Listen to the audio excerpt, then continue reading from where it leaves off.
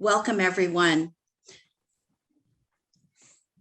to our 33rd Salon of the Maternal Gift Economy Breaking Through, hosted by Genevieve Vaughan and the International Feminists for the Gift Economy.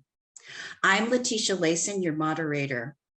We're excited to have Genevieve, Vandana Shiva, Isla, and Angela Miles with us again as follow-up to Salon 32, which was and is the Marx, the market, and the mother. What I'm going to do next is to just make sure I'm going to give you just very short biographies. Vandana Shiva mentioned that she's going to be at the foothills of the Himalayas. So if she is able, she will join us. She wants to. And otherwise, she does send her regards. So we hope that she will be here with us. Most of you know Genevieve Vaughan, so I don't need to say much about her other than she is the founding mother of our Maternal Gift Economy Movement.org. She has written a book called Forgiving and other books that she has collaborated with. Her most recent book, The Gift in the Heart of Language, was translated into Italian. It was released and soon will be launched in the next month or so. So Vandana Shiva is a physicist. That was her training. She has quite a bit of diversity.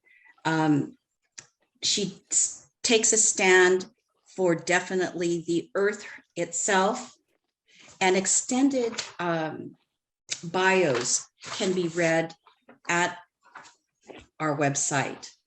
Isla is a professor emerita from the Department of Sociology and the Center for Women and Gender Studies, Brock University, Canada.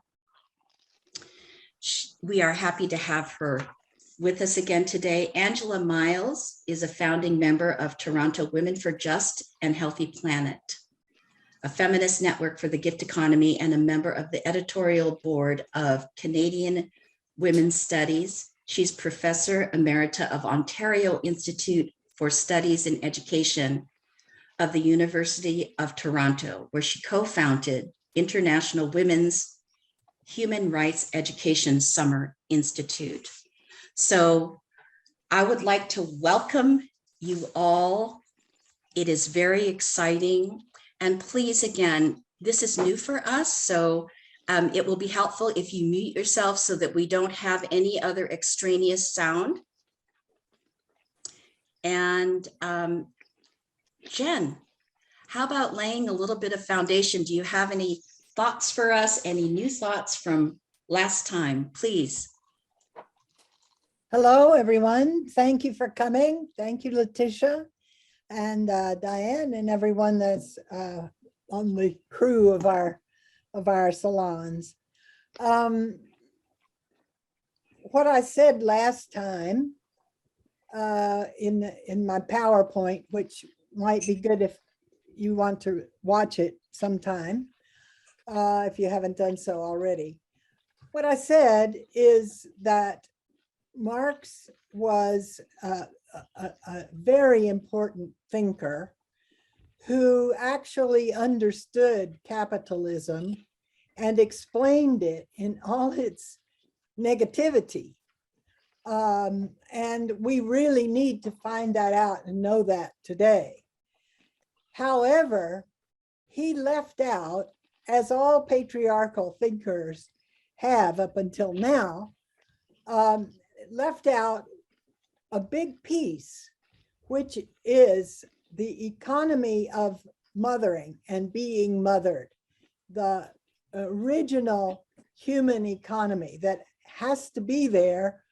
Otherwise, children do not survive. So people have to give unilaterally to infants, and infants have to be able to receive unilaterally in order for the human race to continue.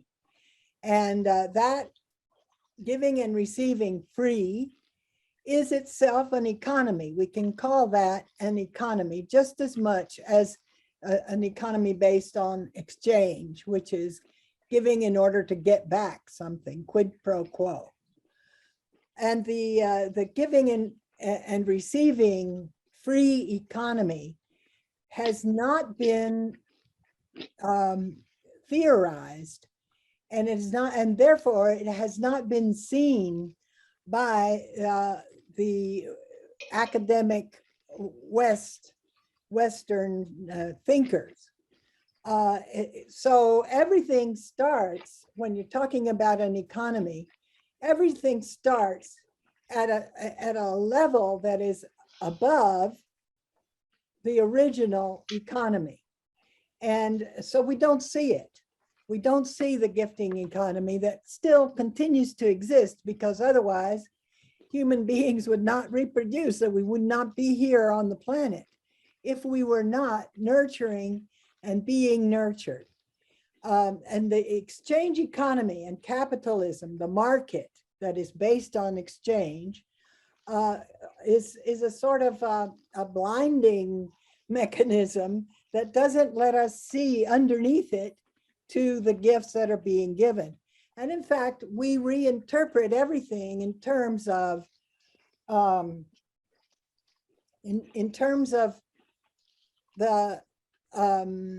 market instead of in terms of the gift. And so we don't really, we see gifting as being exploited and as being less than, and it is exploited, and it is kept in an inferior position. But it is also the mainstay of life. And it's very similar to the gifting of nature.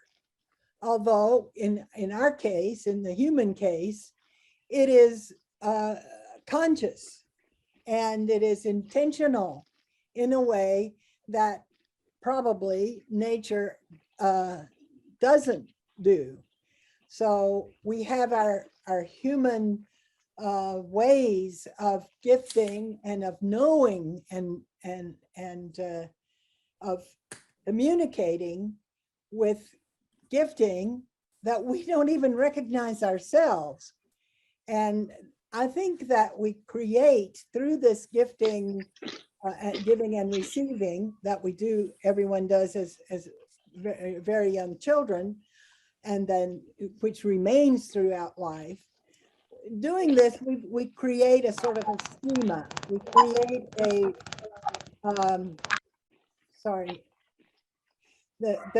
we create a format, a way of understanding, a structure of understanding, which is based on giving and receiving. And it is not based on giving in order to get back, though there is a secondary structure that is based on giving in order to get back.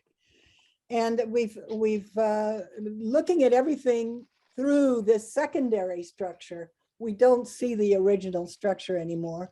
And we've learned to discredit it and not to give it value.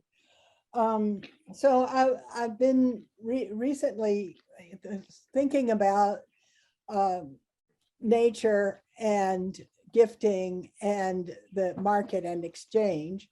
And I've been reading a book called The Robbery of Nature by a man named John Bellamy.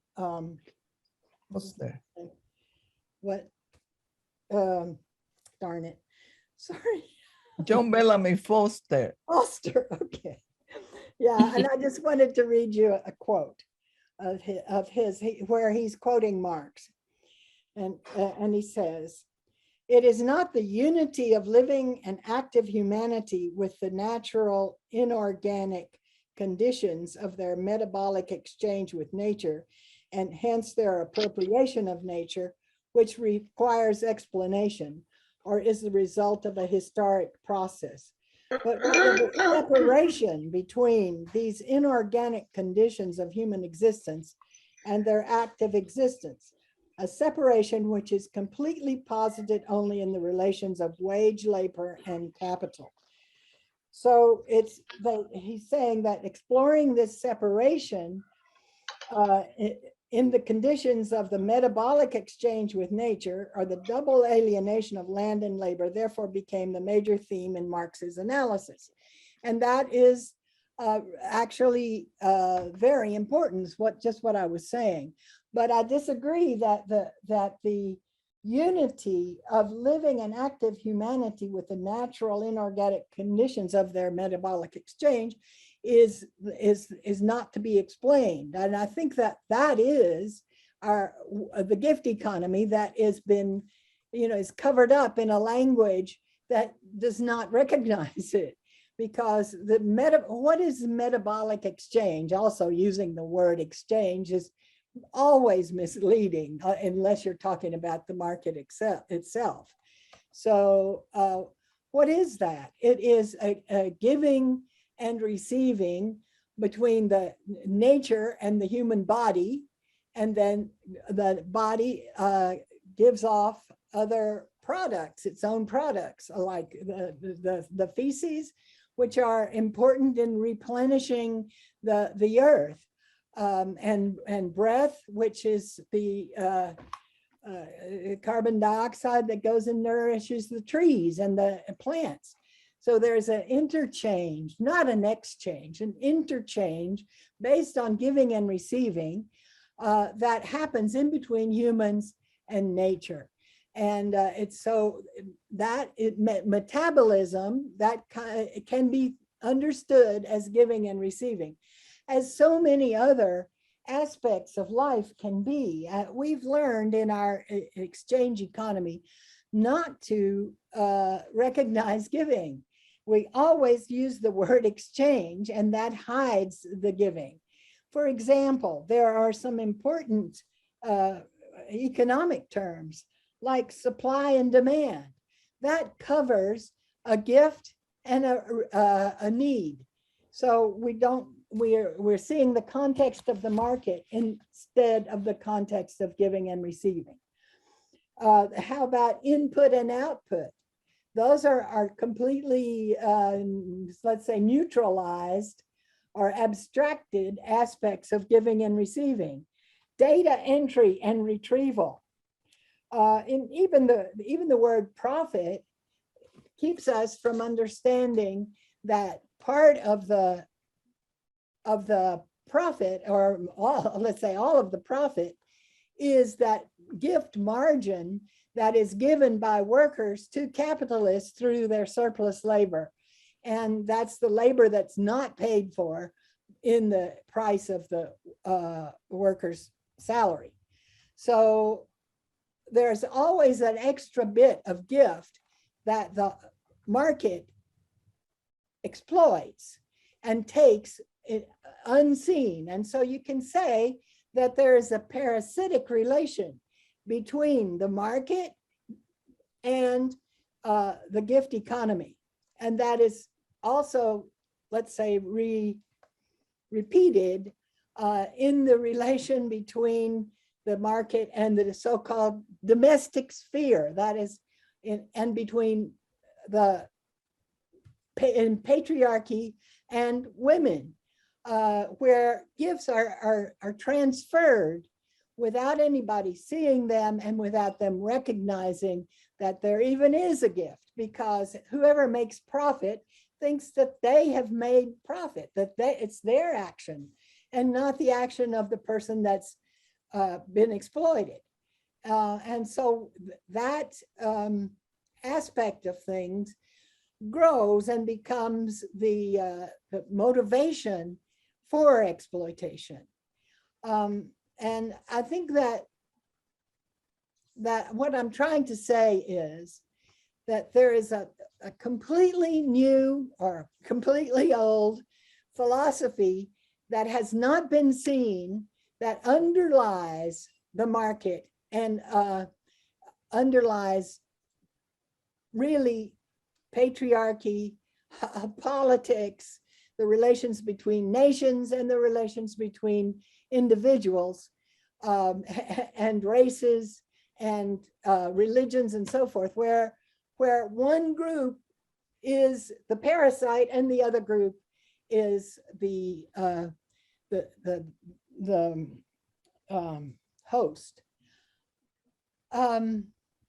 We have arrived at a point in our history which is totally crucial.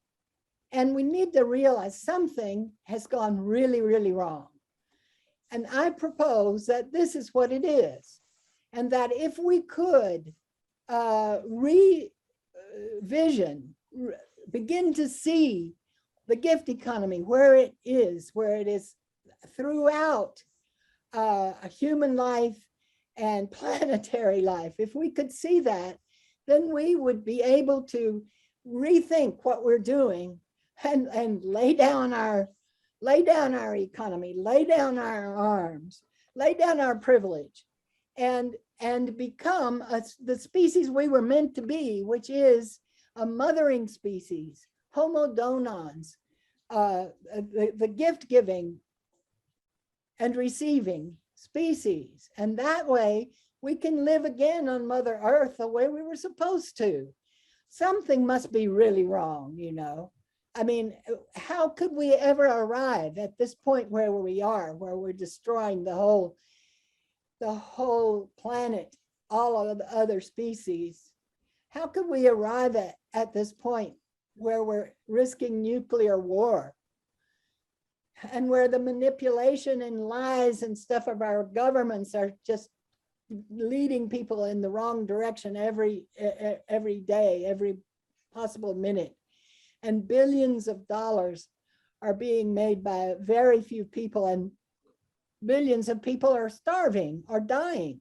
It's impossible. This is not right.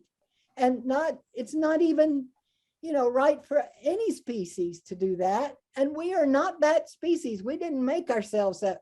We were not made that way. We made ourselves into this murderous species. So let's find the way. Let's find what the mechanism is that has led us in this wrong direction. And I really believe it is the mechanism of exchange. X equals Y. I give X in order to get Y back. And when times Y is money, then it's even more complex and more damaging. So that is my introduction. Thank you, Jen. Thank you. That's a beautiful introduction. And I wondered if Anna Isla, that you had some comments that you'd like to offer into the circle with Marx, the market, and the mother to help stimulate the discussion today and bring us forward from our last salon. So welcome, Anna. Thank you. Last week, we were talking about how eco-socialism and ecofeminism have been breaking with the ideology of productivism. They argue that unlimited growth and the endless extraction of resources is done, is finito. There is nothing else. We have to break with that, with those ways to live. Today, what I want to start is the conversation regarding how Marx describes the character of capital. He calls capital the fetish character of capital. That is what I like to start the conversation. How Marx, for instance, argues that capital becomes the self-reproducing being by virtue of its innate quality. Everybody believes that capital by itself creates wealth without the reference of the historical conditions, and also with the fact that we are ignoring nature at this particular time. He argues, for instance, that every commodity has a dual value. the use value and the exchange value. The use value is created from nature. The use value is the wealth, is where the wealth is, which condensate nature and labor. Therefore, use value is for the satisfying of needs of societies. Instead, exchange value represent the work of labor in which they create the wealth for the capitalists. They produce the surplus labor. These are two important parts because use value constitute the real wealth and are the product of nature and labor or human labor. However, in the capitalist system, nature was free gift for capital. This, they call them externalities. In the neoliberal understanding, for instance, the use value has been dropped. There is no existence of nature in the economics of neoliberal. They just recognize capital versus workers or salaries. As a result, the neoliberal economics have eliminated completely what Marx called the thermodynamics law, which means that the thermodynamic means that nature is, how I can say, it is the entropy, it's part of the entropy law, which means that there is a tendency of the whole nature to become in disorder. The creation of disorder is organized through this kind of economics in which we are living. All of this fed the myth of the innate power of capital. I want to explain with an example what is this fetish of the character of the capital. And I like to bring the issue of clear air. For instance, we have now, the United Nations have recognized that air is becoming polluted, that we are in an environmental crisis. Therefore, we need to create new conditions for accumulation. And now we see air, water as the new conditions for accumulation. They created this concept, they don't create it, but they changed the concept of natural capital. Natural capital is everything that reproduces life. However, they are seen only as exchange. Right now, for instance, we see that the forest, the water, the pollination, everything is become named as a ecological service. As ecological service, they have price. How they have now price without having the work between capital and labor.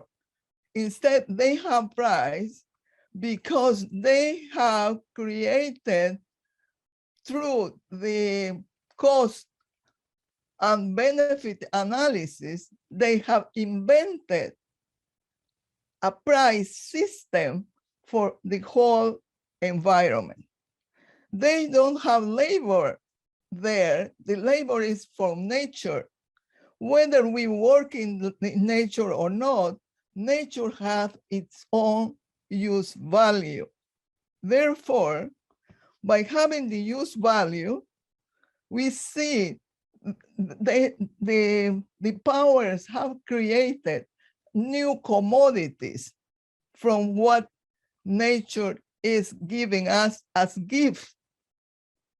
Gifts are everything we breathe, for instance. The oxygen is a gift from nature. The water we drink is a gift from nature. However, from as the powers discovered or understood, or finally they told us that we are in an environmental crisis, they are now giving to the finance the possibility of expand the exchange value of all this, what they call the ecological services. In the case of Peru, for instance, I have seen what is happening. Norway and Germany have created what is called the new program of the United Nations, which is RED. RED means what is RED? I think RED means it's not reusing, it is reduction of emissions from deforestation and forest degradation. This new program is now selling the forest in Peru, especially in Loreto. And Peru represents 52% of the forest. The organization in charge is the World Wildlife Fund, Inc. They, between the NGOs and the countries that are supporting the selling of the forest, they have created conditions among the indigenous people and the land that I want to tell you in 3 or 4 ways. First of all, the reproductive labor of nature is regarded as a resource. They argue that the indigenous people have been destroying the forest. If they are destroying the forest, only if they have price, they can, the destruction can be stopped. That's what they say. They accuse indigenous population of being the destructive forces of nature. It's very funny, isn't it? The second thing they say, or they do through this program, is that the reproduction of labor of indigenous people is the value. For instance, for each hectare, they are putting prices. But the point is, in this particular case, for each hectare, the cost is 7.16 cents per hectare, $7.16 per hectare. From that, $4 goes to the government, to those who are organizing the whole process. And 2.46, something like that, goes to the communities. And those money is for them to organize micro enterprises. They are being forced now to organize micro enterprises to sell products to the northern countries. For instance, they have to start producing medicinal plants, things that are sold in the global market. But if that is the case, the whole purpose of of reducing deforestation and forest degradation is not being complied, since they have to destroy the forest in order to produce. If they want to produce for the global market, they have to produce cocoa, coffee, and that means more destruction. Anna, could Yeah. you wrap it up so that we can get to Okay. Angela Miles and with the other two, I think you had two more items. And Okay. so we can open up for the discussion. Okay, Thank you. I just want to mention two more problems with this particular, with this environmental sell out. The reproductive labor of nature and indigenous people are dropped to dependence. They used to be from the forest, fishing, gathering, and now they have dependent from the money from the countries that are able to buy the forest. And finally, the reproductive labor of nature and indigenous people are reduced to deviance. The indigenous people believe that I will say that the indigenous people have a culture of articulating the whole forest. They live from the forest. They have articulated a whole culture. However, now they have to agree. They have to agree and eliminating some principles of their culture, which is the commodification, which is the exchange value, instead of using the use value that in the past have been the way how they live. Okay, sorry, I went too far. That's fine, Anna. I think you gave us plenty of information to be able to have a dialogue around, and we really appreciate your thorough contribution. With that, let's move to Angela. And Angela, what would you like to offer into the circle for discussion? You need to unmute. You actually started, you ended our session 2 weeks ago with the Feminists for a Gift Economy position statement for a peaceful world.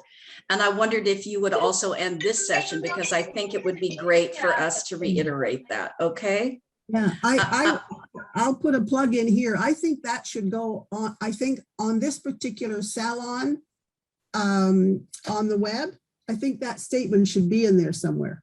Okay, perfect. We can have Diane put that up. All right, so let's have you go for 5 minutes, and then we'll open up the floor for discussion. Yeah, and questions. I'm going to make a lot of very, very general points, which I'll be very interested to talk about, and hope other people are. Jen started her comments by saying that the gift economy is just as much an economy as production for an exchange in the market, what we now understand as the economy. And that's true. And I think with Jen's theorizing of a maternal gift economy, we do have a materialist basis for understanding all the things that are simply presumed, whether it's John Bellamy Foster or Anna Isla or Marx. That's because the gift economy, and I'm going to get at the end of my very quick few points, I'm going to talk about what that gift economy theorizing is, the recognition of a gift paradigm as well as an exchange paradigm as real material relationships among us. And so that as well, Jen says it's every bit as much an economy as the exchange economy. It's more, the other very, very crucial difference is that the gift economy is not separate from all the rest of our relationships, our cultural, spiritual, social relations. Gift relationships are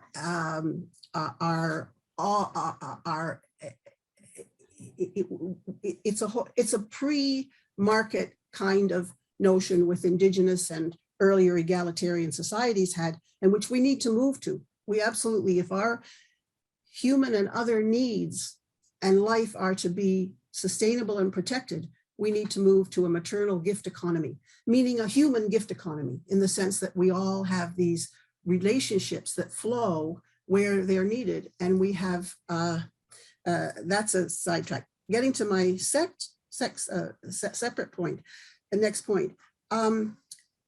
There in Genevieve's slide for last week, which I really recommend to everybody, PowerPoint, she mentions Marx looks at, talks about exchange when the X amount of A equals Y amount of B. And what happens in market exchange is that you add an equivalent in money. So things stop being measured against each other and the uses of each, as Anna talks about the use value. Money is what seems to have the value. The value of money is what determines things and what pay attention to, so that the use value, acting on it and recognizing it, is lost. Even though we still have needs for things, things still have use value to us. It's not the use value of things is not what matters and what makes things work. It's the abstracted exchange value in the market. And we've seen what happens then. When the people who need things most are least able to get them, which by definition is what money in the market valuing things does. So we have, we can see, as Anna has pointed out, that when you have market exchange, you cancel or deny use value. You can't run your economy on that. The thing about exchange, and not just exchange in the market, but exchange of A for an equal value of B, with both parties seeking actually to do, end up with what they need more and have the use value they need, and happy to facilitate each other in that. That's still an exchange. It's not market exchange. It doesn't have that abstracted value. In other words, people are doing it for what they want and for use value, but there's no way of understanding and recognizing and theorizing intrinsic value with that, without a gift economy theorizing of the material. And that's very difficult. And Marxists are looking at that and doing that. Those Marxists and those of us who want to see a different world, who know that the solution isn't to value everything in money and market terms. We know that. And I think, and I'm going to get sort of do it, what is this gift economy paradigm and the exchange economy paradigm? But trust me, it's very, very, very important and very useful for actually getting at these kinds of questions. So Marx, incredibly important to see the power of that abstraction in the market for reducing use value and reducing and also to see the ways that an unequal exchange in the wage relation leads to the alienation of workers' labor power. He didn't notice the unpaid labor in the system, or he didn't theorize that, which is part of the point here. That wasn't possible in terms of just looking at exchange in the market. So that he understood how the workers and human beings, he understood species being how we can act consciously on the world, and in brackets, and often unarticulated, but very definitely there in the 1844 manuscripts, he talks for the good. Exercise one's power is what makes us, to exercise one's power in the labor market for an unequal exchange alienates that human power of people and builds the power of the owners of the means of production against the worker. This is an alienation of the workers' labor power. Now, in the 1844 manuscripts, Marx was looking at money. There's a quote here from Marx in 1844. If money is the bond binding me to human life, binding society to me, connecting me with nature and man, is not money the bond of all bonds? Can it not dissolve and bind all ties? Is it not therefore also the universal agent of separation? So there's an understanding that exchange, money, if our relations are no longer direct, if our human relationships and our relationships with all our relations and with nature are separated, then we are alienated. That's with his analysis of capitalism. He analyzed how, with a market exchange, not just an exchange relation, a market exchange relation, as in capitalism, those relations overtake eventually, as we're seeing today, to our cost. Every single relationship is seen in those terms, abstracted terms, value. The kinds of things that Jen's looking at now with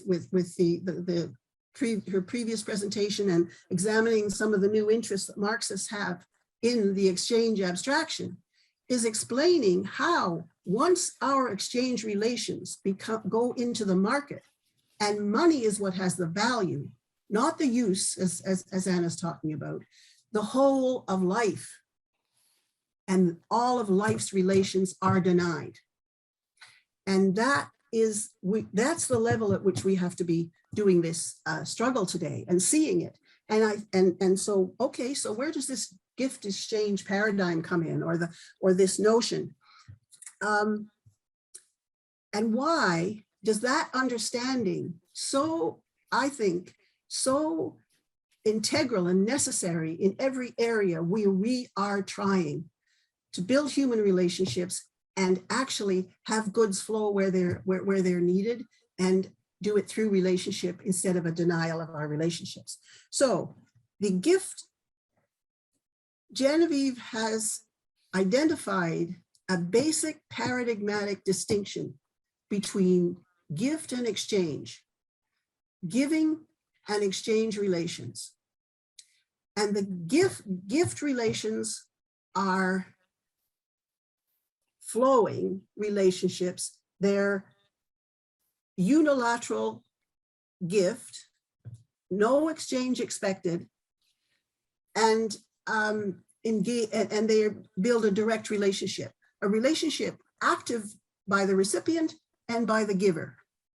And these goods then flow according to need, so that in itself, a gift relationship recognizes the intrinsic value. I just got an emergency alert from about the environment on my phone, but I'm hoping it's not in my street, so I just turned it off. This is very strange. Anyway, okay, so where was I?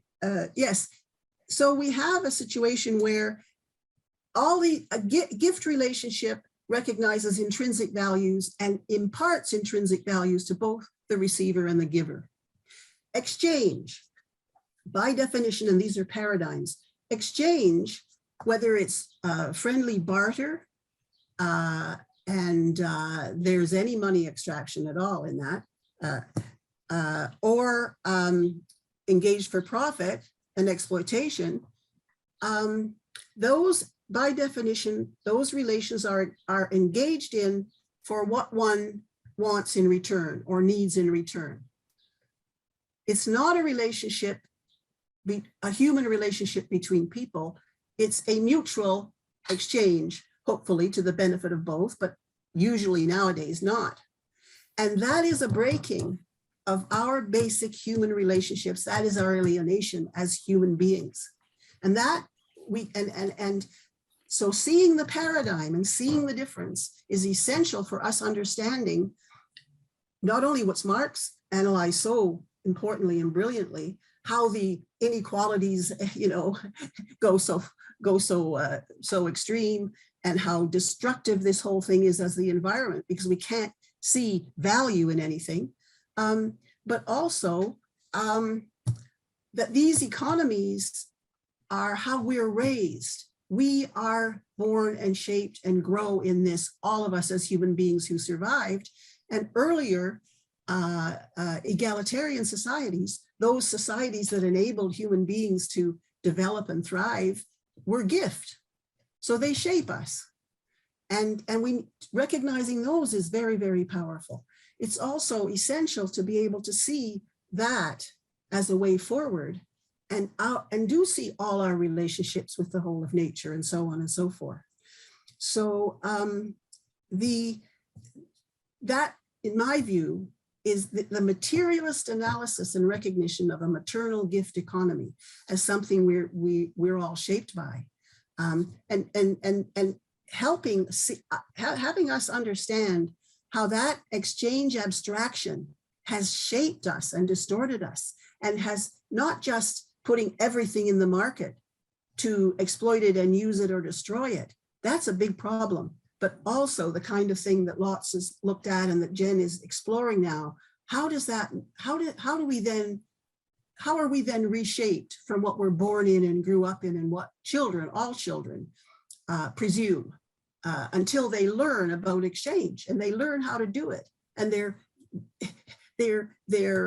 we help them develop, and especially if we're middle-class parents, we really help them learn this fast, how to get money for doing their chores, put some in their bank account, pay attention to all the things you need to do to be a social human being. There's been a redefinition of what social relations are, and if they're not measured and they're not put into a statute, and they aren't in somehow separating us from relationships, they don't count as social. So the kind of distortions that this abstraction allows is really, really, really important to seeing how we can have a society like we have, and we are really still actually human and in relation to each other, and how we can try and change it.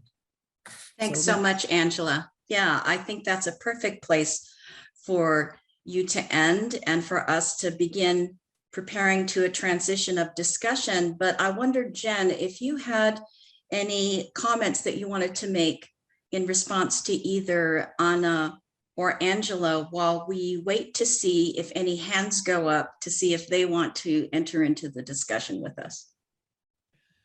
Yeah, the one particular thing I'd like to talk about is the question of value. And I think there is something that I call gift value. That is the implication that the person who receives is valuable to the giver. Otherwise, she wouldn't have given to the other person. So that happens repeatedly when we're children. And if you want to talk about intrinsic value, the child is intrinsically valuable to the motherer. And so all of our early life is dependent on mothering and motherers, and we we become we have self-esteem because our needs are satisfied by somebody who gives to us and implies our value. And that is something that is not considered when you're thinking about use value and exchange value. In fact, the gift value is canceled when you exchange, because you're only exchanging in order to get back. So gift value is not there anymore. And I think that is one thing that the market is corrosive to gifts and gift value, because it exploits them, and it puts itself, the exchange relation, in place of the gift relation, and then you can't even see the gift. But I also think that when the capitalists, when they are so-called making money, when they get more of gifts from the workers and from women, they may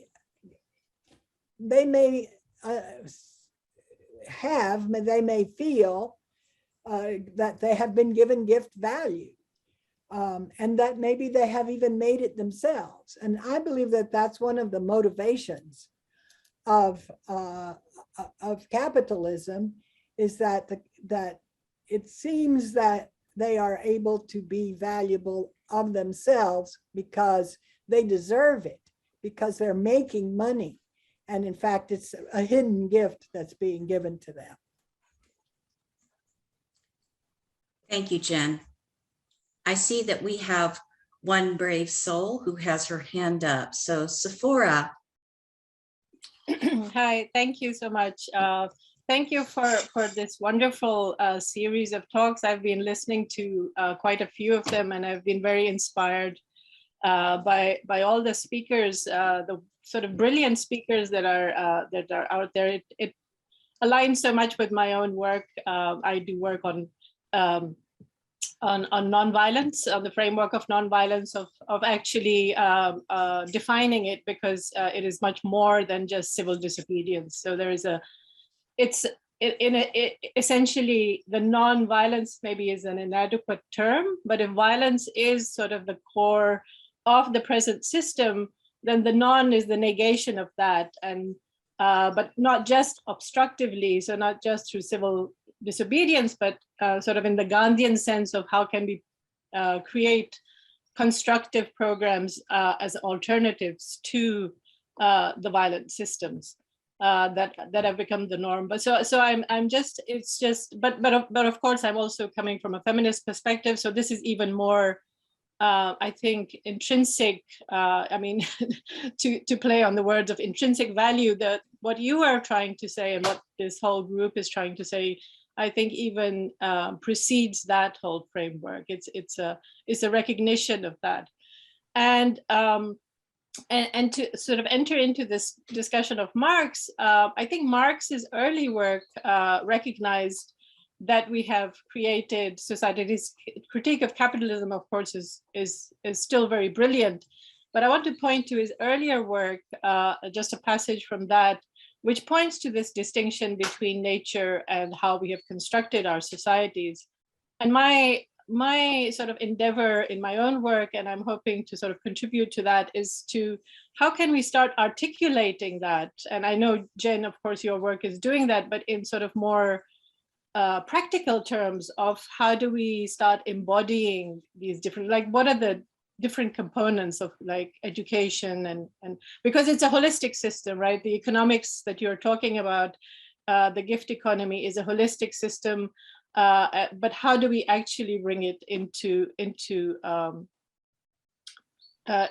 being, like into everyday forms of living, and not just having it as a theory. So I'm just going to read this, and I think that's sort of kind of the crucial aspect of Marx that I think has been forgotten, because it was in his early work of how he defined what communism is. And this is from the Economic and Philosophic Manuscript of 1844.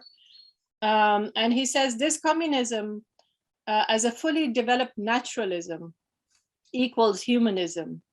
And so fully developed humanism equals naturalism. It is the genuine resolution of the conflict between man and nature and between man and man. The true resolution of the strife between existence and essence, between objectification and self-confirmation, between freedom and necessity, between the individual and the species. Communism is the riddle of history solved, and it knows itself to be this solution.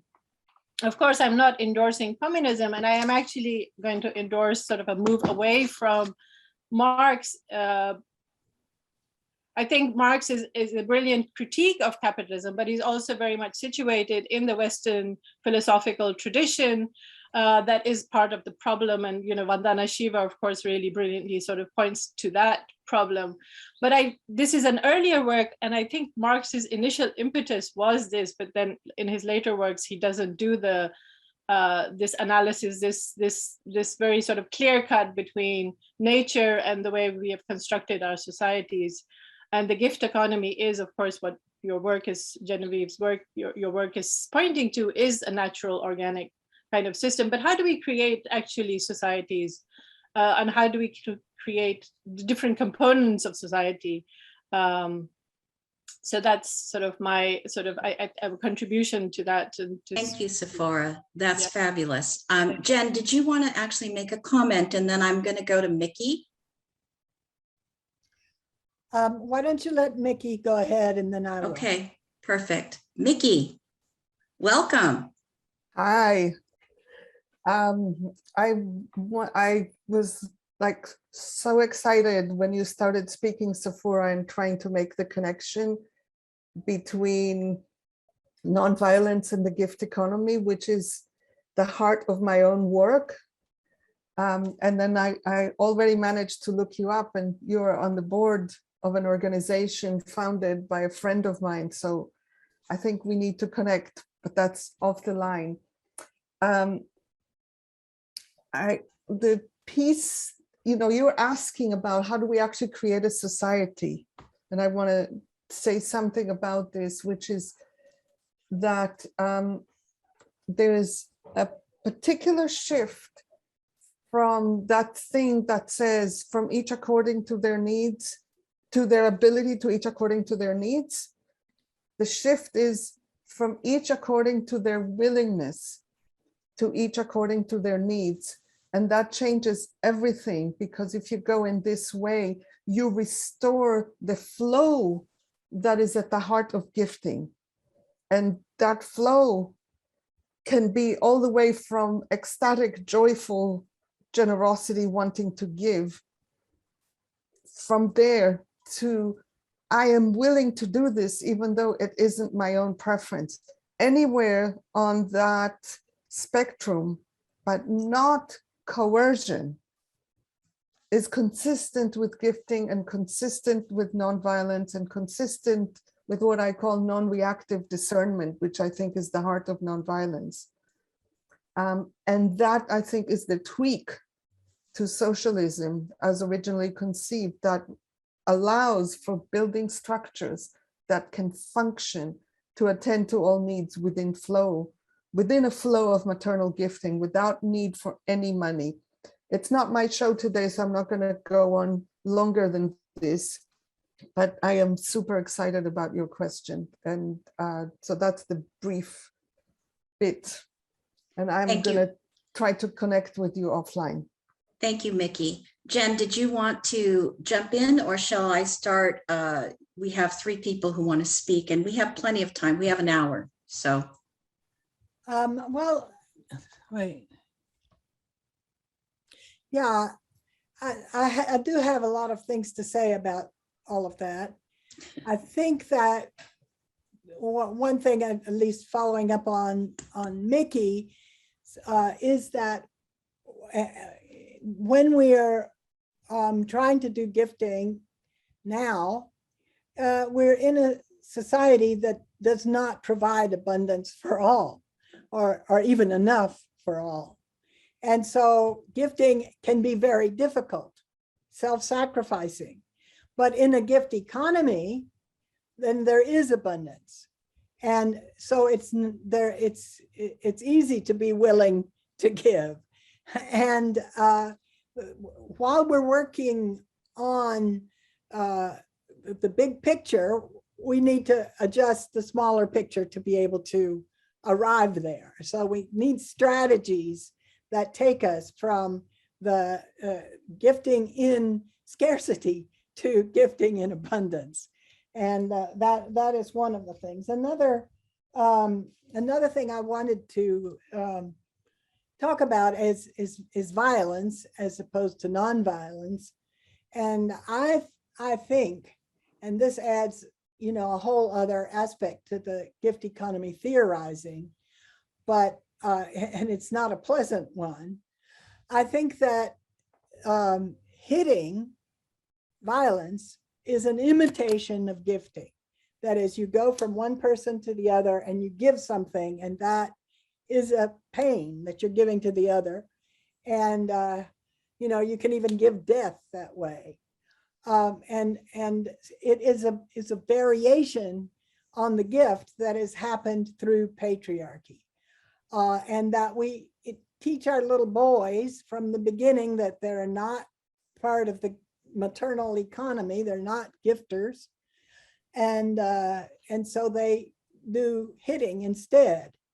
And girls can learn that too. It's not that we don't. But that is a whole issue that has to be addressed, I think, from the point of view of the gift economy and as they say, deconstructed. Anyway, that's what I wanted to say. Thank you, Jen. Let's go to Ziola, and then I have Angela Miles, and then Paola. So Ziola, if I pronounce that correctly, and if not, please unmute and turn your camera on if you can, and correctly pronounce your name for us.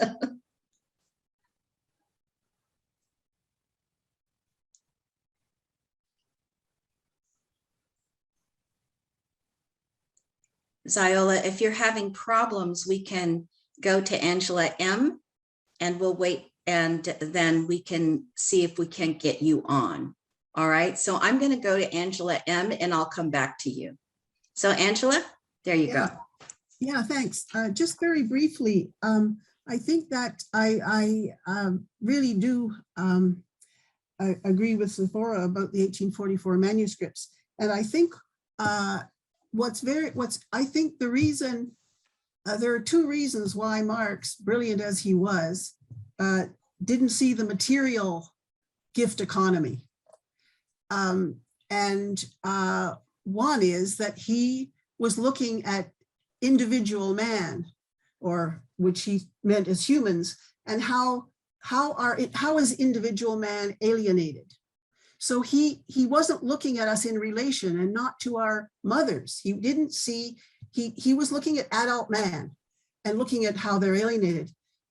That he couldn't see he didn't see the maternal, and I don't mean just birth mothers. I mean the relations that are gift, the pre-social or pre-economic or whatever you want to call them once you have this notion of the economy. He didn't look there, and in fact, he was, as a materialist, not seeing that the materialism of our human relationships as homodonads, which we aren't separate from each other. You don't look at individual alienation. You look at our collective alienation from each other, really, from the maternal gift economy perspective, which is a deeper one and a prior one.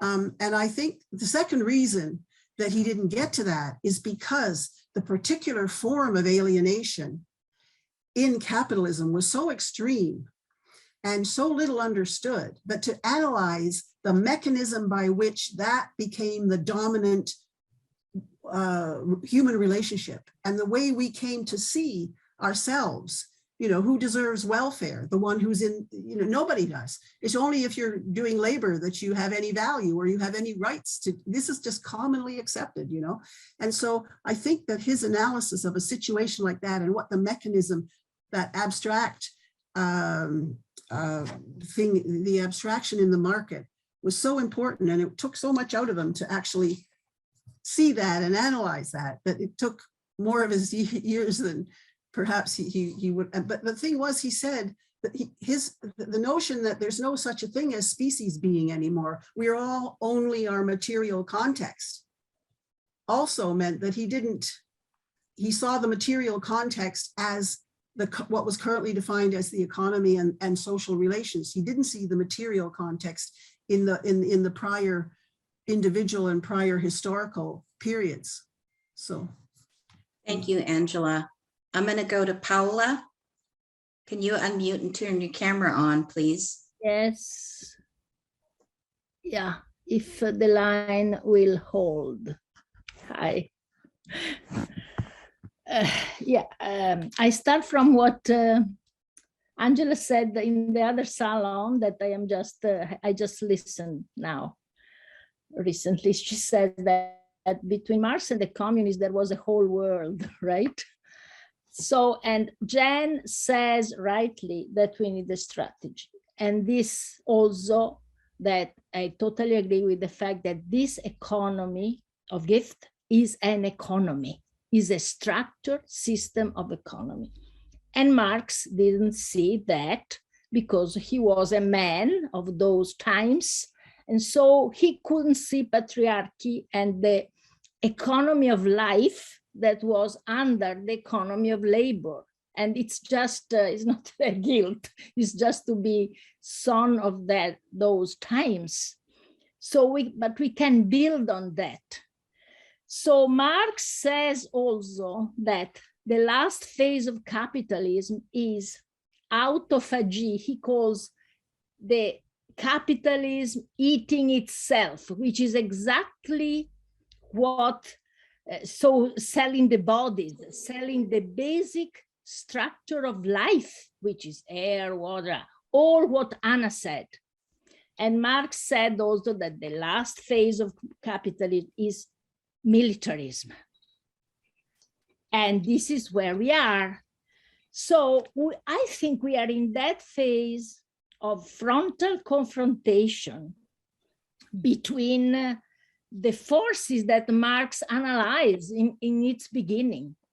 And there is a terrible polarization today between capitalists and all the poors of the world, perhaps more in the Fanon version than in really Leninian times, right? Because it's all the damnés de la terre, I don't know, the damned of the earth.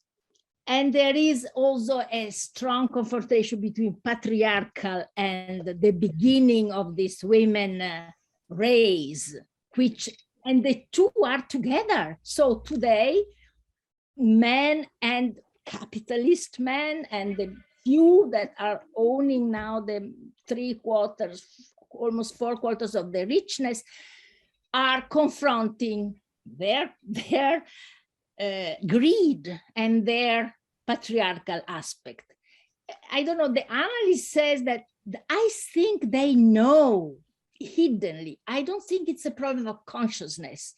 It's a problem of mechanism and of the greed of this, few people that could make over the pandemic the money they could make and not selling the vaccine, giving the vaccine to the rest of the world. So the situation, I think, is really dramatic from this point of view on one side. On the other side, what you say, Jen, to make visible that all this structural economy is more clear today, because the pandemic, it can go under the bed again, but the pandemic revealed completely how women were sustaining life.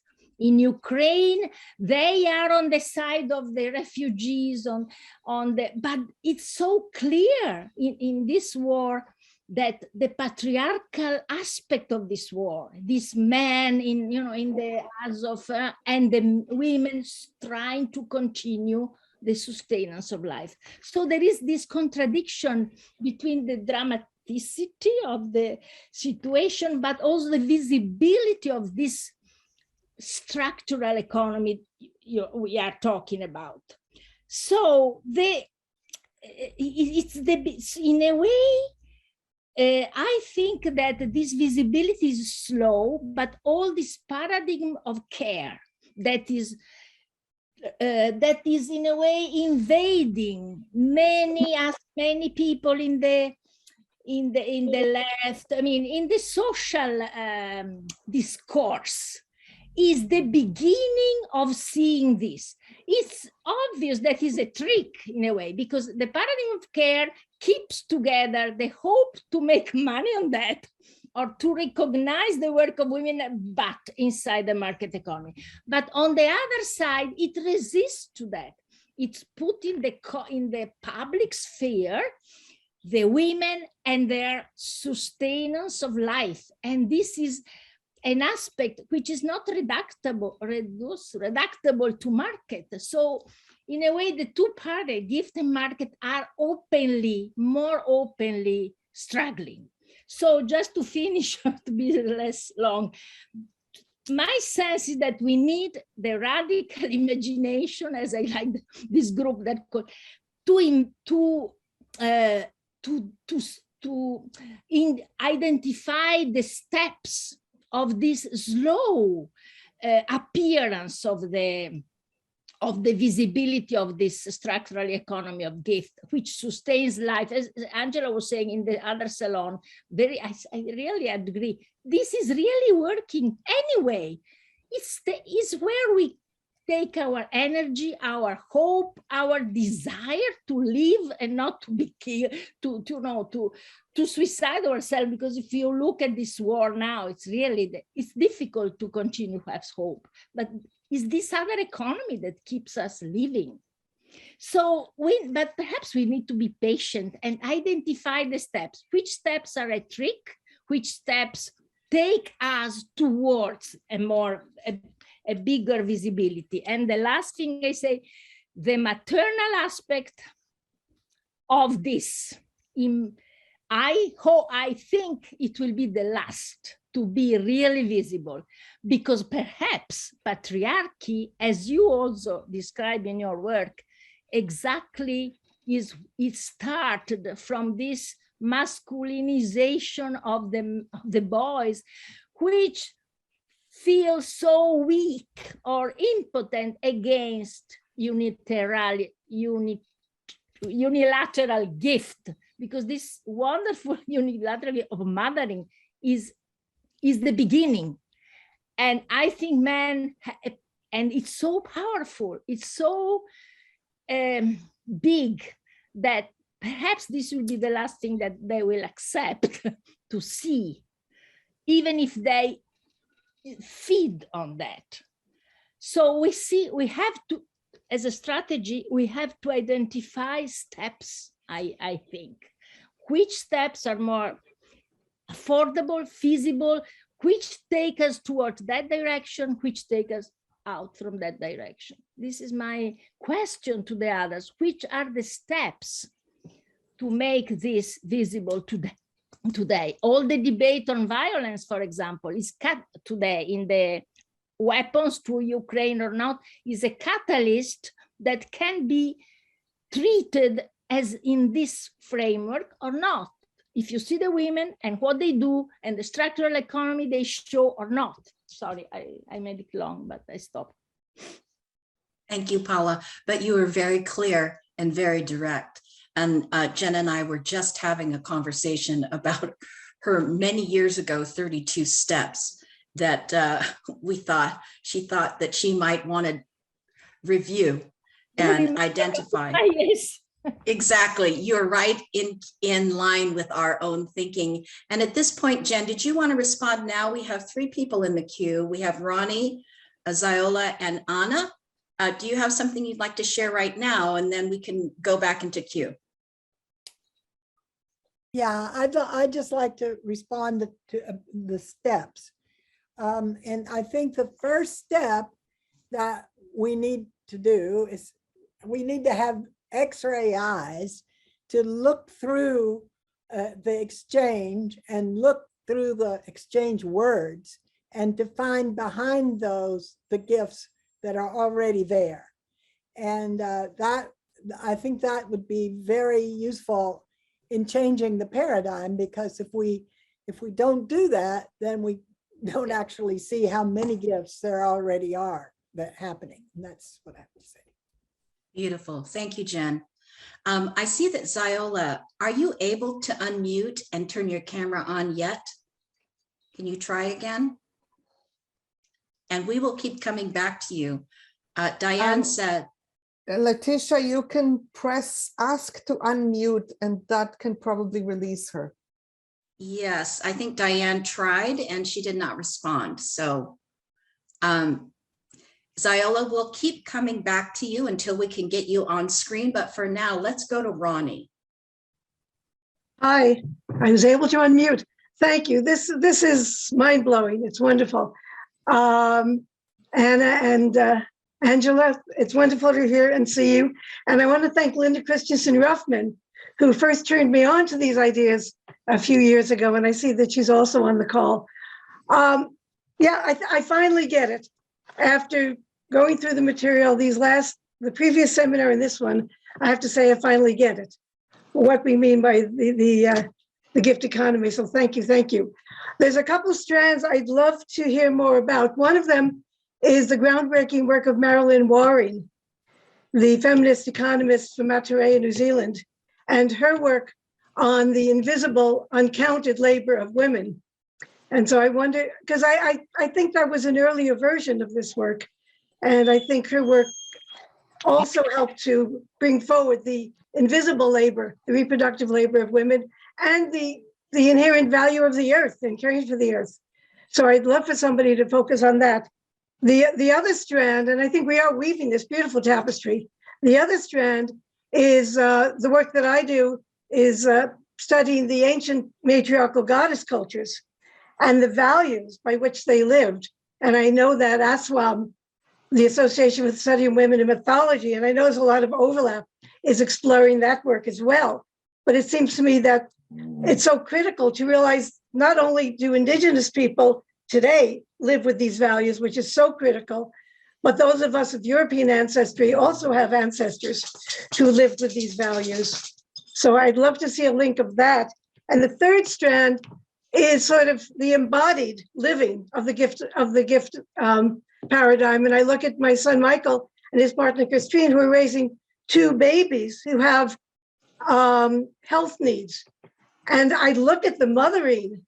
My son is a motherer, as is Christine, his partner, and the incredible labor out of love, the time and energy they expend caring for their 2 children out of love, just out of love and compassion, no other value really.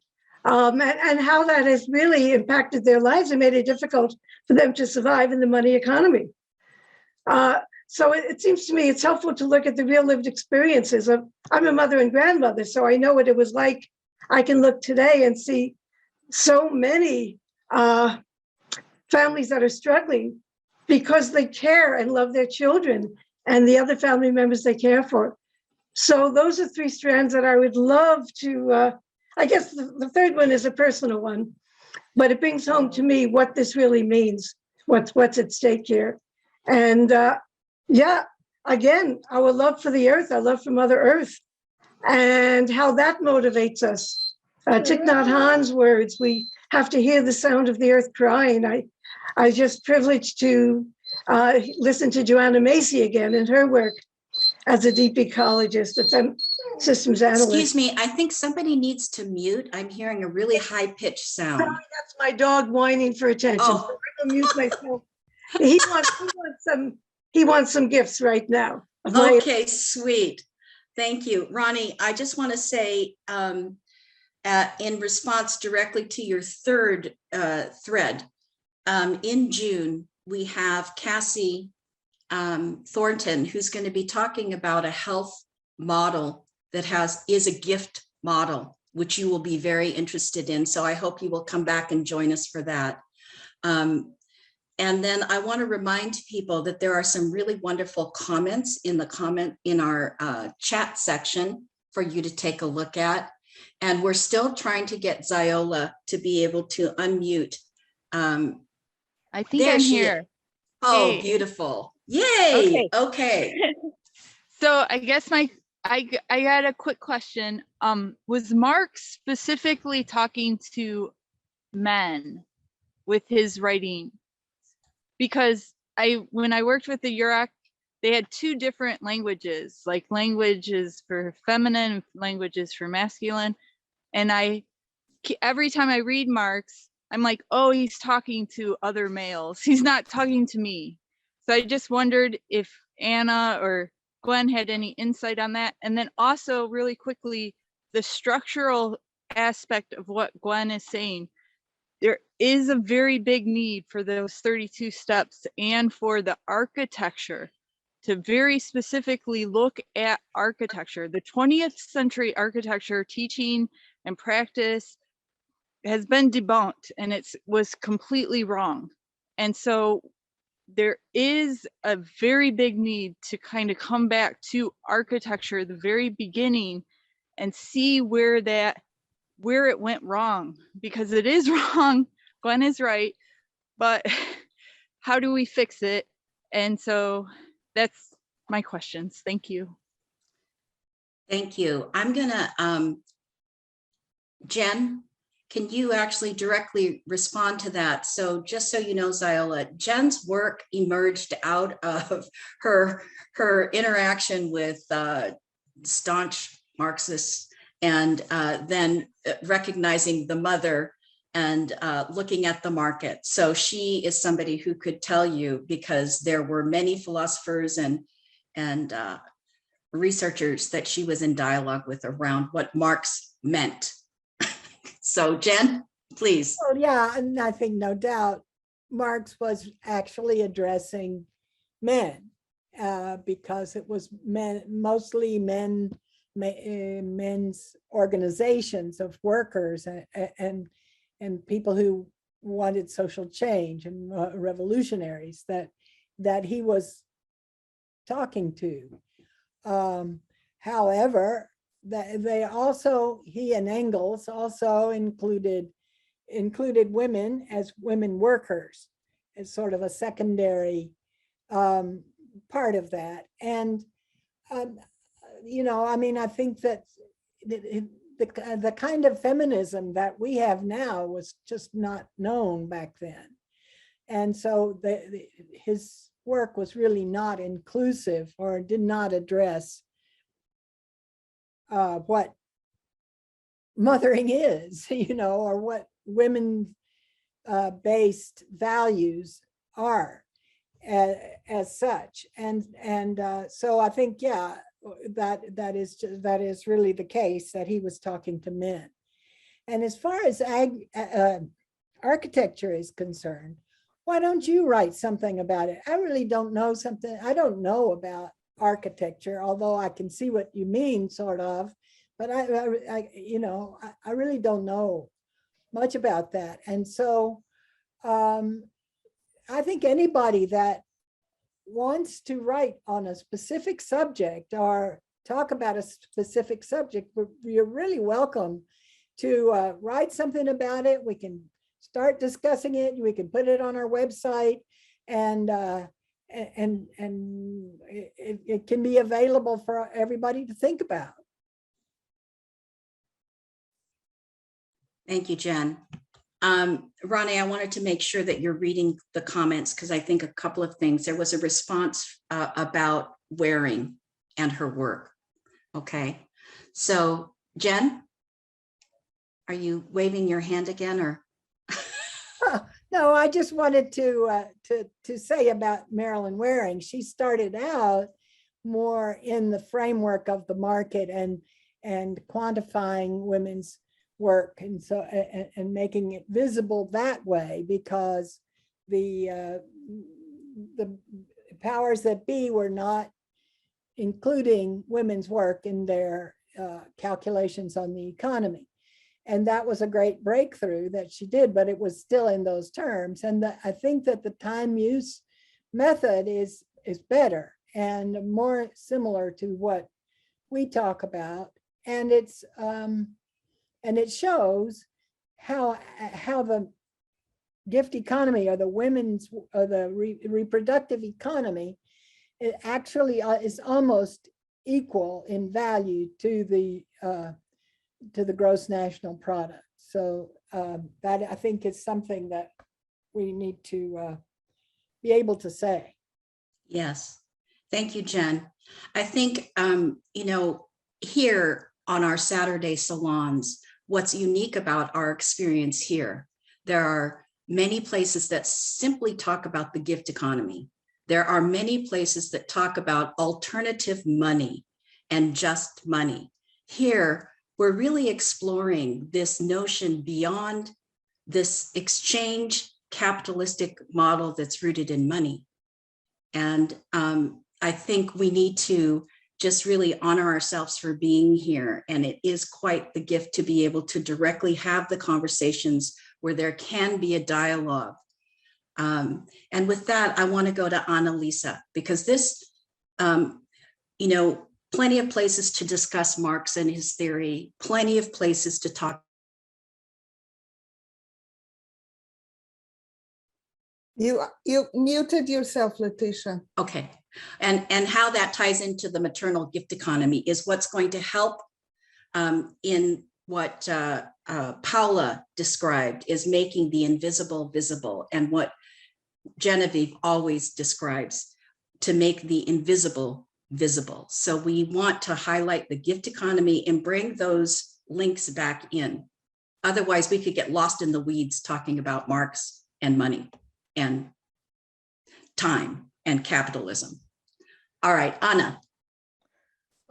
First of all, I like to say that Marx was a man of his time.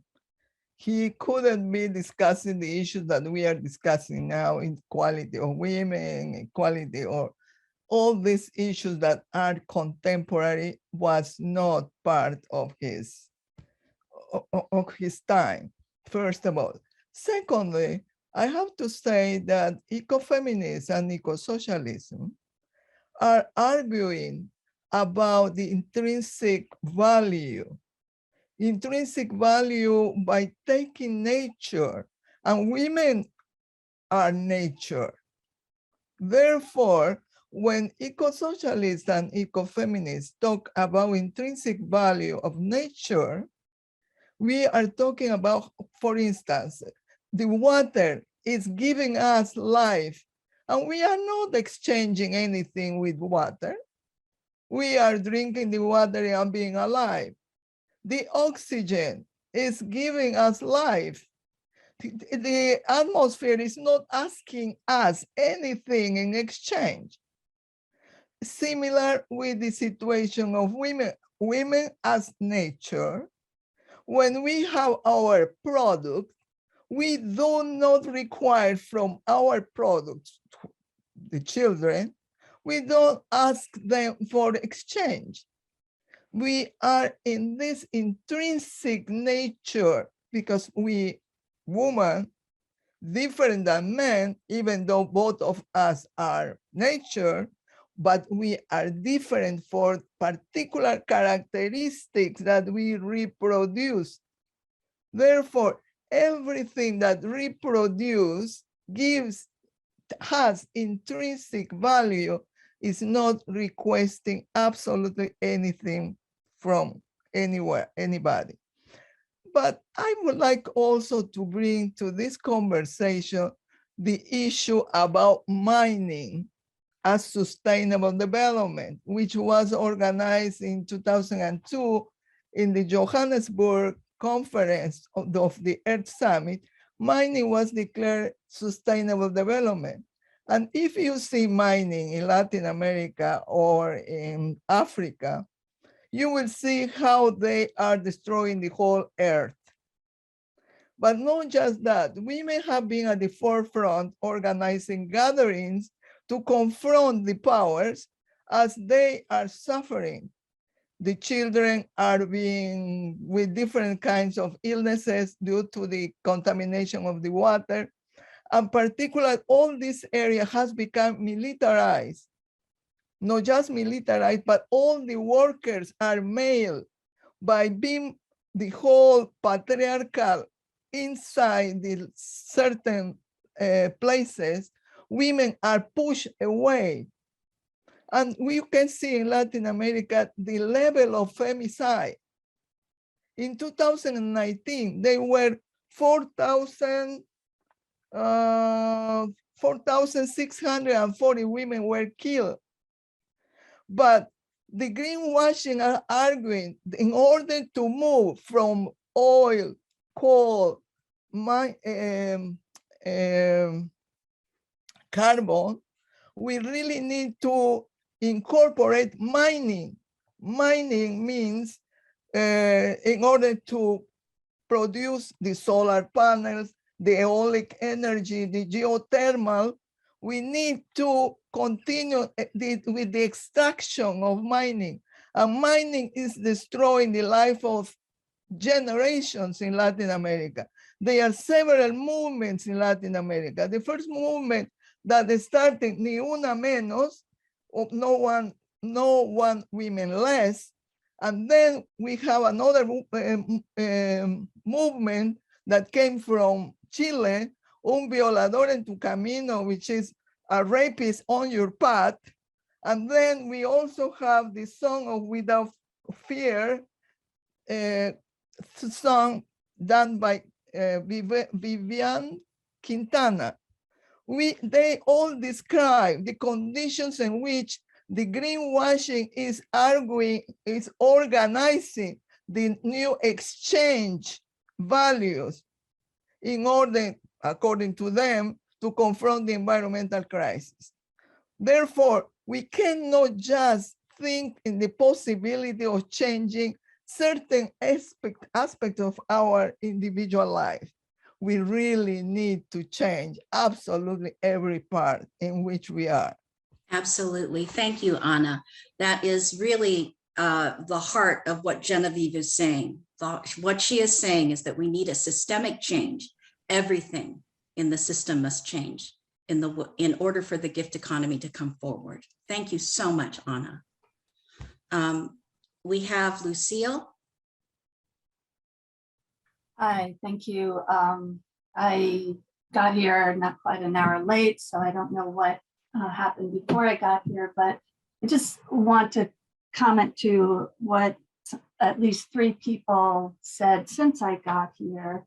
And Jen, I think, said in response to Sephora, and then Nikki, part of what she said was that a problem is that we live in a society today within which there is not abundance for everyone. And in a gift economy, there would be abundance. And so we need strategies that take us from the current toward and to living out fully and recognized a gift economy. And then I think Paloma kind of raised something too at the end about asking, what are the steps? What are steps that we can take that we can see, we can understand, move us where we need to live? And then Ziola used the word architecture, and if I'm not mistaken, I think she meant not architecture as in houses and buildings and what my son, who just became an architect, is doing for a living, but the architecture of our political economy, the design structure and the design structure of a gift economy. And she too asked the question, a slightly different one, but to understand where did we go wrong in our design structure? And that is, I think, crucial to understand how to live out and realize a design structure for societies, not just individuals or small little, communities, which is important too, but how to achieve a design structure of a gift economy is I think, an important question. And I think understanding where we went wrong systemically in the design structure is important. And so I don't want to take too much time to explain about it, but I do think one strategy, not the only one, but one fundamental strategy for moving us toward a genuine gift economy and a full-fledged and recognized one is to address the systemic flaws of our current exchange relations is the area that I work on of monetary reform, monetary critique and reform, because the money system that gave rise to capitalism predates capitalism, and it go a few centuries, and understanding that flaw that still determines our life today. And I think it's why we're allowing and fueling this war in Ukraine and so many things, is built into our current money system. So I have a little post I can share, and the organization I work with, it's Jen and Letecia and a few others here know about it already, but the Alliance for Just Money. And we, we have a website, there's a history to it, but we did just, and it was, I tell you, a labor of love and a lot of labor. We just submitted, the deadline was on Friday, and we submitted it, I think 11:20 p.m. Thursday night. But public comments to the Board of Governors of the Federal Reserve, the money system in United States, which, our money is largely privately created as debt by commercial banks. When you or I or any company, agrees to pay them that amount back, but with interest. And they issued a paper in January on something called central bank digital currency. And central banks have been working on this for quite a few years already. And I'm not going to talk long about it, but we made pretty serious public comments, and hopefully they will eventually be available on the Fed website. They have currently 6 PDF files of like 500 pages each that they've just dumped public comments into. But anyhow, we have an event this Monday night where we and another organization that's much older than ours, and out of which we grew, the American Monetary Institute, they also submitted public comments. And, this is boring stuff in certain ways, but who among us lives 100% within the gift economy? I suspect there is somebody or a few somebodies here who do, and power to you. And more of us need to be more explicit about that. And I've learned that and put that into practice with all of you. But I know, if I'm honest with myself, I got a damn bank account and I need it to, whatever, we all need it. And there is a flaw, serious changeable flaw built into our basic monetary exchange relations. And we can correct those.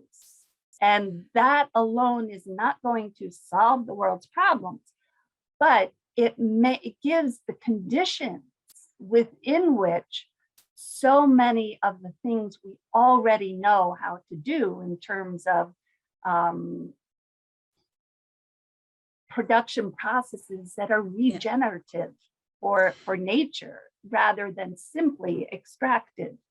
We know a lot and we have to put it into practice. And if we had monetary relations that actually stopped contributing to the problem systemically, forcing it, and create exchange relations with monetary exchange relations within which,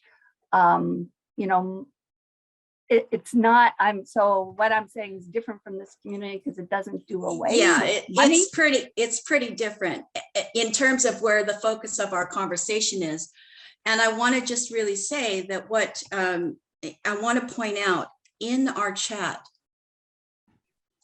Lucille is inviting anyone who is interested to, it's a forum that they have called their coffee house that's coming up on Monday. So please definitely contact her. And Lucille, you bring some really wonderful points here.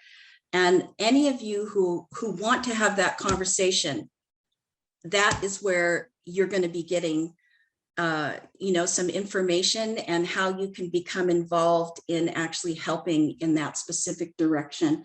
And Jen, I wondered if you wanted to just make a comment and then we'll go to Mickey.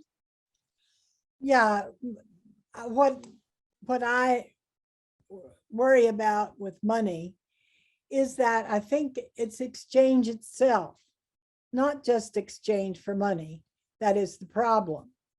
But as we do it, it's always exchange in the shadow of money, even if we're not doing exchange for money. So in the analysis of why things are so bad and what we're doing wrong, I think we need to take into account exchange for money and exchange itself. And so trying to live in a gift economy is trying to create and live in an economy that is before that or alternative to it. And our framework needs to be that. We need to see the gift as the basis and exchange for money as the problem or part of the problem. And so if we had a framework like that, we could go forward towards a gift economy trying to modify exchange and exchange for money. But if we don't have that framework, then we'll only modify exchange for money or exchange in the shadow of money and not have a total paradigm shift. So I think that we need to, as they say, aim at the moon to hit the clouds or something of that sort.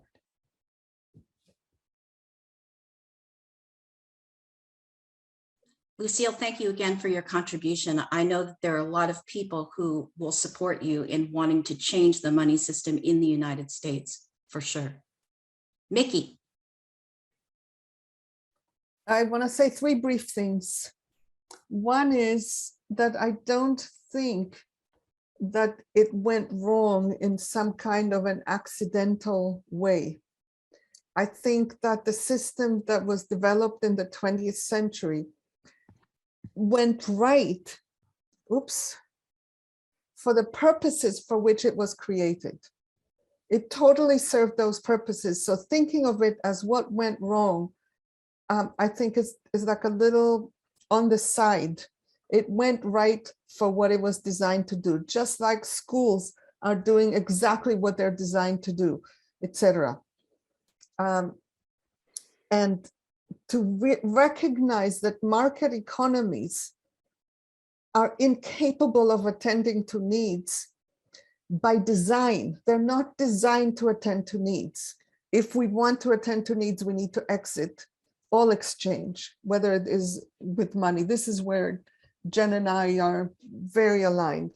That's thing number one. Thing number two, I wanted to say that the organization / community that I am part of, internally within it, we are 100% gift.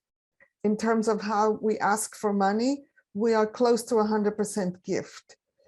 In terms of how we attend to our own needs outside of what we can support each other with, of course, we need to interact with the exchange economy, and we aim to do it with as much relationality as possible to counteract the exchange, but it is possible to move along these lines. And if people are interested, at some point, we can talk about it. The last thing, which has not yet been talked about, is how we get deaccumulation and reduction of consumption to happen, because those are things that everyone needs to do, except for the people who are really 100% exploited, of which there are many, but all of us who are on this call are not 100% exploited. We are living in part on the benefit of exploitation.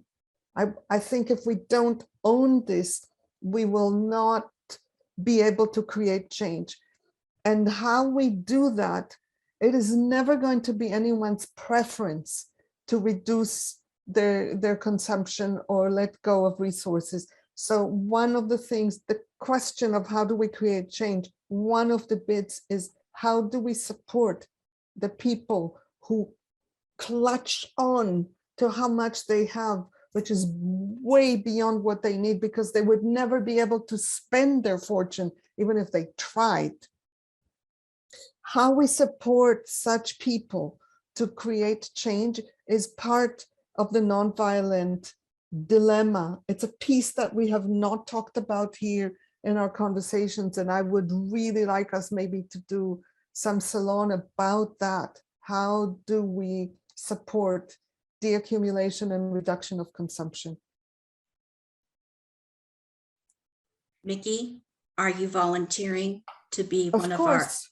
Absolutely, yes. Thank you. So we'll be in touch. I'm checking the time right now because that's part of my job too. We only have about 12 minutes left, and I think we need about 5 minutes to close. So, Mickey, those were very, very valuable insights. And I want to make sure that you, in the chat, put in a website where people can access your community that you referenced so that they know how to get in touch with you. That would be great. And yes, those of that website is terrible. I'm very sorry. It will eventually be upgraded, but I will give a couple of links. Beautiful. That will be great. And those of you who are here, if you would like to enter in contact information for people that you, and whatever you want, please also put that in the chat. And Diane is listening. I always make work for her. I love you, Diane. When we put up this video, we can also, but what you want to remember is that it will be public.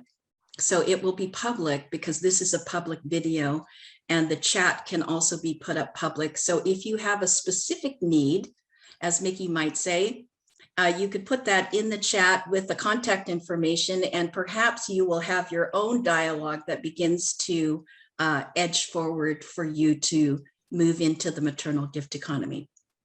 So Jen, is there anything else that you'd like to add right now? Excuse me 1 second, Letecia. Yes, Diane. I believe since we're in a meeting and not a webinar, that everybody could save the chat if they wanted to.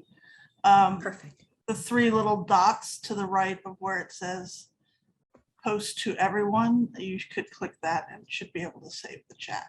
Perfect. I'll try to remind you at before we close to save the chat. And oh my goodness, Mary Claire. Yay! Mary Claire. Yay! Oh my God, that's hilarious. I'll be super brief because I know you're minding the time. I just wanted to a little shout out to appreciate and observe that what we are doing here with this brave step forward by turning these salons into a visible dialogic space is in fact one of the strategies of making the invisible visible, allowing for more to be harvested from the space between.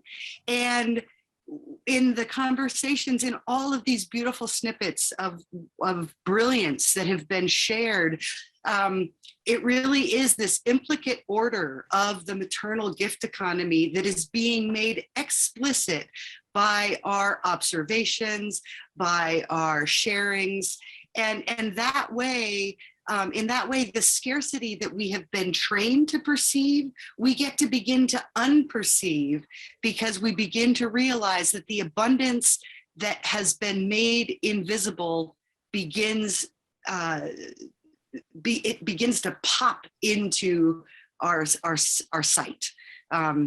Boy, I could go on for an hour about that thesis and the quantum physics of it, but I just wanted to say thank you, and I'm very excited about this sea change, it feels like, in strategizing as we continue to go. So thank you, Jen, for being the heroic, tireless leader of these thought experiments, and Letecia for herding cats as we move forward, and everybody for how we get to become the change together that we wish to see.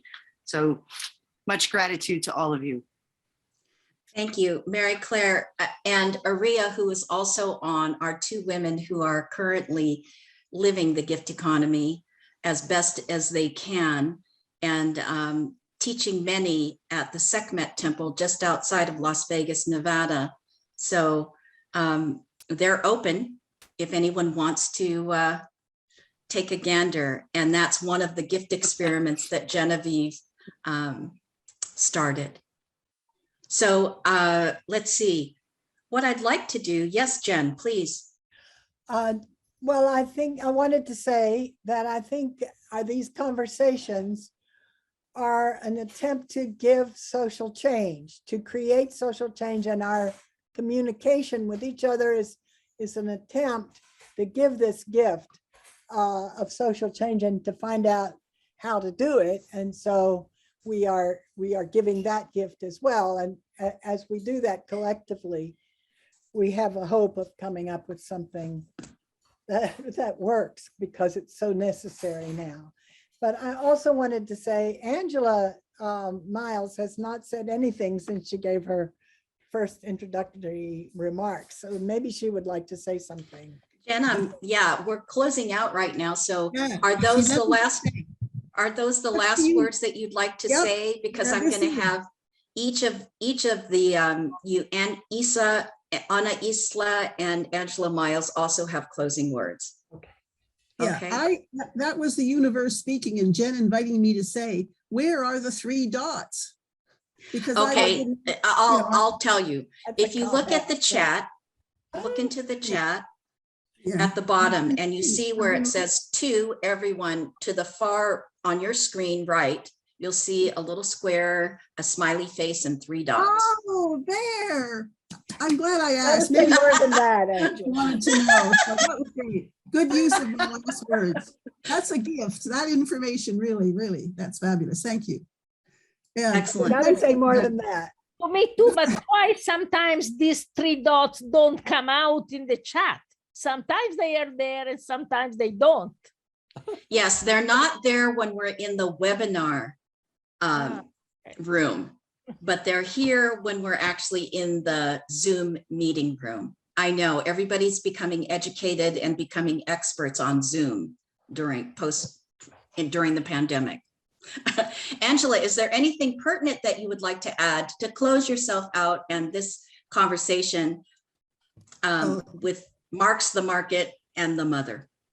Well, just it's very, very interesting, and this is a very precious space, and a very interesting. The gift economy network, I think, is very interesting because people working in so many important areas are able to bring our own specific focus, and with a deep understanding. If we can see gift economy, if we can see the maternal gift economy and bring that to whatever area we're in for change, then it's possible for us to try to change things, not exactly in system terms, but knowing that whatever change we're going for is not going to reinforce the system, like pushing rural women into the global economy as cheap labor, or all the dangers there are in making change that isn't absolute. It's very important to be able to just for all of whatever we're doing, however deeply revolutionary it is, or whatever, or not, we need this understanding. It's so important. So thank you so much, Angela. Anna, do you have just 1 minute that you'd like to actually share something in closing for us today? I think I'm lost now. I lost the Zoom. I don't know whether you are listening to me. Yes, we can hear you. Okay, but I lost the pictures. Yes, that's fine. We have about 3 minutes left, and I'd like to be able to, I have some instructions. So if you have a minute, 1 minute.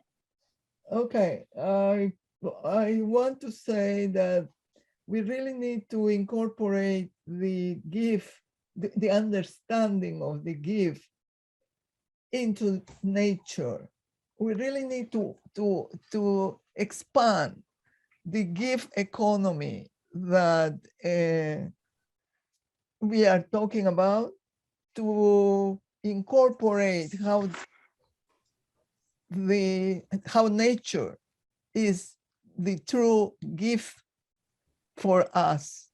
We live, we breathe because we get the gifts and we don't have to pay absolutely anything. Beautiful. Thank you so much, Anna. And we're glad you could be with us again today. Jen, any last thought? Well, we have to do it. We have to make the change toward the gift economy, and we have to find the steps for getting there. We have to do it because Otherwise, everything is going to crash. And this is a fabulous planet we're on, and we're so lucky to be on it. So. Absolutely. This is a beautiful planet. So I want to thank everyone, all of you who are here, specifically Diane, for supporting us today. Genevieve, Anna Isla, Angela Miles, Vandana Shiva, if you are watching the recording of this, we're sorry that you couldn't be with us, but I'm sure that you're having a wonderful time at the foothills of the Himalayas, and we're thinking of you. I want to thank Elena Skoko in Croatia for being the backup in our tech. And I want to invite you all back next week for a session. This is a special session, a 1-hour session with Darsha Navaras and 4 Arrows. That's May the 28th. They have a new book out that Genevieve wrote a blurb to. So they're going to be talking about that book, Restoring the Kinship Worldview. Indigenous Voices introduce 28 precepts for rebalancing life on planet Earth. So Anna, I think you'd really appreciate that. So please do register. I think the registration is already up. Our regular salon in 2 weeks on June the 4th, Salon number 34, is going to highlight voices of the Foundation for a Compassionate Society. So that was one of the other experiments, the foundation that Jen used when she started doing this work and stepping out into the world. So I'm really looking forward to that. The video recording today is going to be posted at the maternalgifteconomymovement.org. If you'd like to be notified in the future, and this is your first time with us, at maternalgifteconomymovement.org, you can sign up for a notification email list. We welcome your questions and your comments at maternalgifteconomy@gmail.com. So please write to us with your hopes, your visions, and your dreams. We'll see you hopefully next week, and if not, in 2 weeks. So until then, be safe, be well, be kind to one another, and enjoy and explore all the gifts this world has to offer. Thank you so much, everyone. Take good care. We'll see you all soon. Bye for now.